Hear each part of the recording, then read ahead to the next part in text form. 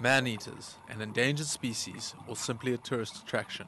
One would not think of sharks as food nor a thriving meat industry, but in South Africa, sharks are being caught and sold domestically, with a large percentage exported to Australia. But local awareness surrounding this fishery remains low.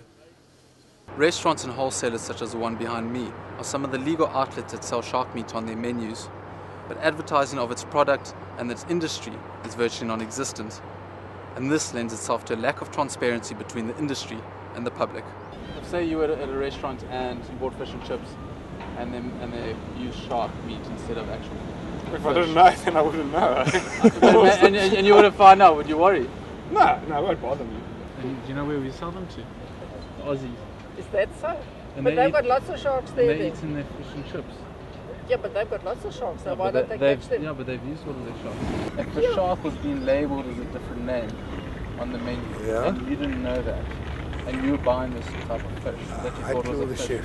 What would you do? I'd kill whoever will serve it to me. So you'd be I'm very serious. happy. I will be furious. I mean, I wouldn't eat shark meat, and that's the end of it. Good afternoon, GSA Traders. Good afternoon. I'm looking for some shark fillets. Do you guys supply any? Love, you know what we do? You won't believe this. I actually just sold the last lot today. Okay. We're going to be processing some more towards the end of the week. It's marked as shark, I think it's blue shark fillets. I see. Okay, sorry, Were you looking for ocean fillets? No. Basically ocean fillets. Okay, yeah. You know that they're not allowed to label it now ocean fillets, so they've got to label it like shark fillets, or put the name, the scientific name with the shark and everything like that now as well. We were quite big in ocean fillets, but then as I say, when it came to like the whole labeling and everything like that, I don't know, I think people got scared when they seen shark. Like shark fillets, that you had to label it shark fillet. Yeah. But I mean, if you had to say to me, look, Casey, I'm looking for so much, argument's sake, 200 kilos of St. Joseph, or so many kilos of, whatever shark you're looking for, I can try and source it for you. It's not a problem. Sourcing shark meat seems to be just a phone call away, but upon close inspection of their website, there is no mention of it. We spoke to Gar Savage, a handline fisherman that often catches shark for processing factories in Cape Town. We mainly target the smooth end, milk shark or gummy, bronze whalers, spear eyes, and it's basically it. The other sharks are all in a big category. You get a lower price. So much demand for sharks over 14 kilos.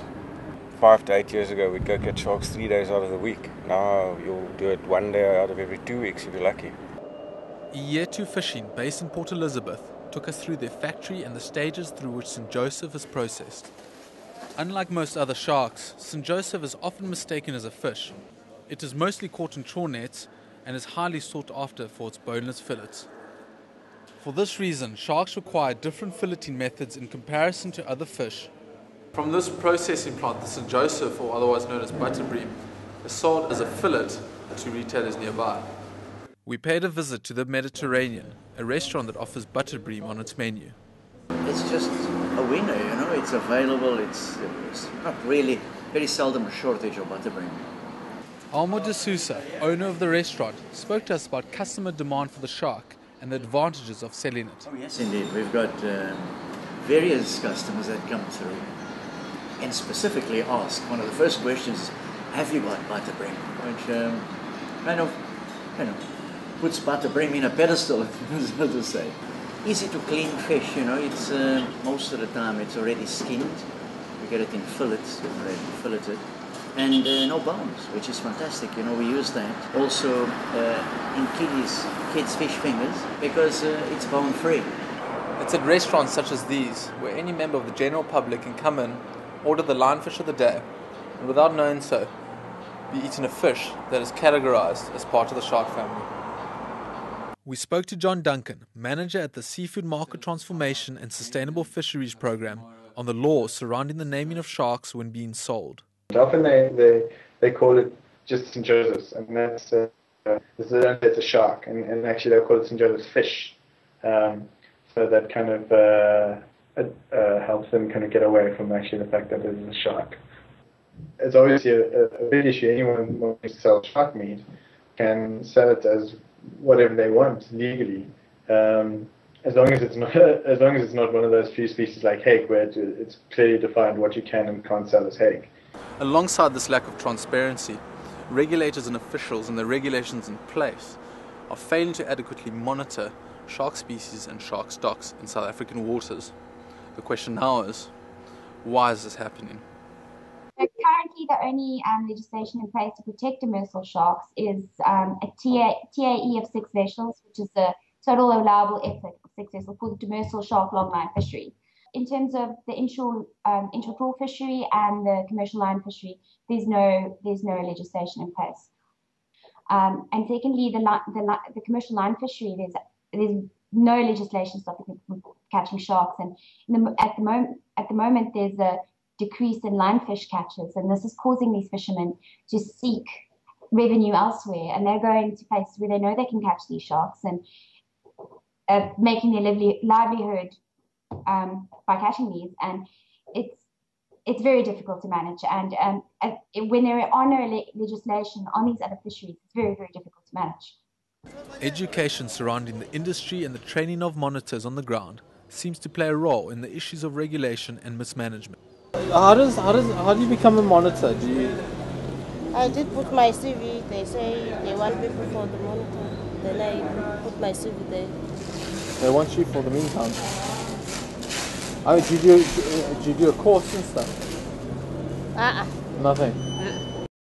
Unfortunately, a look into the Department of Fisheries website for further clarification on regulations failed to give us any answers. Problems surrounding the industry have also reached shark conservationist Robin Sambester. Experts in shark tourism and conservation, they voiced their concerns surrounding the lack of management around the industry. A live shark is far more valuable than a dead shark, and at this stage, across the South African coastline, we're looking at close to 100 million rand a year in shark tourism. I can't see how they're bringing in any sort of profits like that. So once our shark numbers are depleted to a point where divers are not going to see them anymore, the shark tourism industry is going to be done and dusted in South Africa. On a localized point of view, you have lots of little towns that are relying on tourism activities. So then you have a conflict of user groups. Here we have a lot of surfers, people that enjoy the ocean for various sporting and recreation activities, and then the fishing come along and conduct the activity in the same area. So that's where you'll get that user conflict coming in. Who manages and jumps in and referees that user conflict? This situation was realized during the summer of 2011 when a longline shark fisherman was found to be fishing off the beaches of St. Francis Bay. Conflict arose between conservationists, the media, the fishermen, regulators and the local community who were unaware of what was occurring off the local beaches. A lot of people weren't even aware that there were permits issued or that it was an actual industry in South Africa. You know, when they see these shark documentaries and that sort of thing, they always think it's happening off Costa Rica or Australia or wherever they might think it's happening, never think it's happening 100 meters away from where their kids are surfing. Various stakeholders involved and influenced by shark fishing retain their own views on the industry. The fishing industry has definitely taken a toll on the shark population, as on the fish and the chocker. The demersal shark fillet industry is a very valuable industry. I wouldn't say as valuable as the pelagic sharks, but it provides a lot of jobs for a lot of people. Killing sharks for shark fins or for any reason for sport hunting is a crime against nature. All life revolves around the ocean. Once we've messed up the ocean, and this is what a lot of people don't understand, if you take all the sharks out of their habitats and kill them and eat them, you've caused a big wobble in the balance of the ocean. I don't think WA's position isn't saying don't eat shark at all. It's saying ensure that the fishery, if you are going to eat shark, you should firstly know that you're eating shark, but also that you should be choosing sustainably caught shark. And as I said, there aren't that many species that actually fit into that category in South Africa as it stands. Despite these views, the public plays a crucial role in shaping the industry, protecting South Africa's shark population and enforcing regulations. But no change in this industry can occur without an informed public.